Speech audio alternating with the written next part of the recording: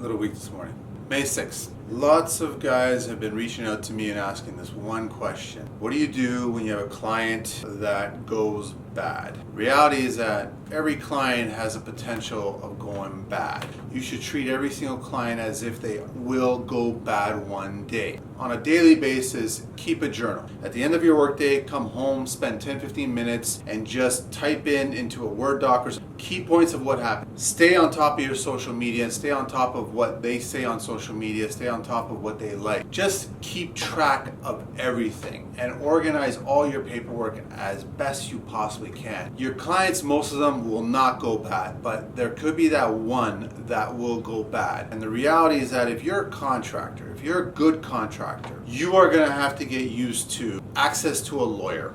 And this is just the shitty part of this business. That's just a reality in the construction life. I want to talk about clients' expectations. The spring comes along, harsh winter, and all of a sudden clients start reaching out to contractors asking them, are you available to start next week? Are you available to start next month? No, we are not. We had a harsh winter. We tried to schedule as much work as possible during those January, February, March months. That has booked us up for the spring. Realistically, when it comes to clients and you're looking for good contractors, nobody, unless they are a family friend that saved your life, they are not available right away, including myself. You want a contractor come May or June, you should be speaking to them the previous May or June to get along, to see if you get along. You have to interview each other. You have to see, okay, are we going to fit? There's these personalities that have to connect. If they don't connect, then that's not the right contractor for you. I want to be doing a reno next year. I'm going to be talking to somebody this year. That's just how it works. Us as contractors we want to lock in our schedules. What do you exactly want? Not when you want it.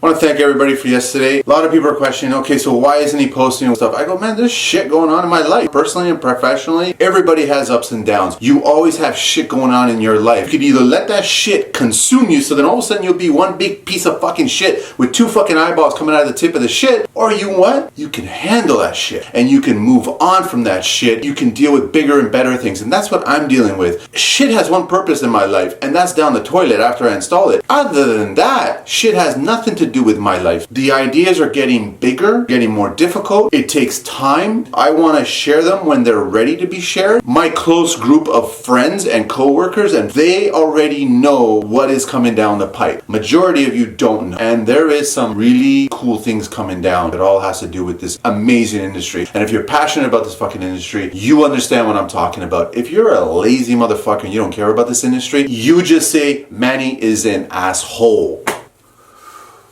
How do you guys want to use social media? I ask that all the time. How do I build my followers? First big question you got to ask yourself as a contractor, what do you want social media to do for you? And the reality is that we all start with one. I started with one. With social media, you have to be willing to share. You got to let people into your world. Figure out what you want from social media. Putting a bunch of baby pictures and puppy pictures and all kinds of personal pictures. I don't care about your vacations. I don't care about any of that stuff. If it's a business page, focus on a business page. People are following you for business. They're following you for your ideas for construction. And I'm only talking about construction. I'm not talking about pop culture. The reality is that I want to learn from other people. I want to see what other contractors are up to around the world, not just in North America. Use it for what you can. Build on that. And you will see that you start with one follower, you'll get to 1,000. But then you have to continue to feed that machine. And you will get business. I know all of my guys that work for me, whenever I do a shout out, the phone rings for them, which is great. I love that.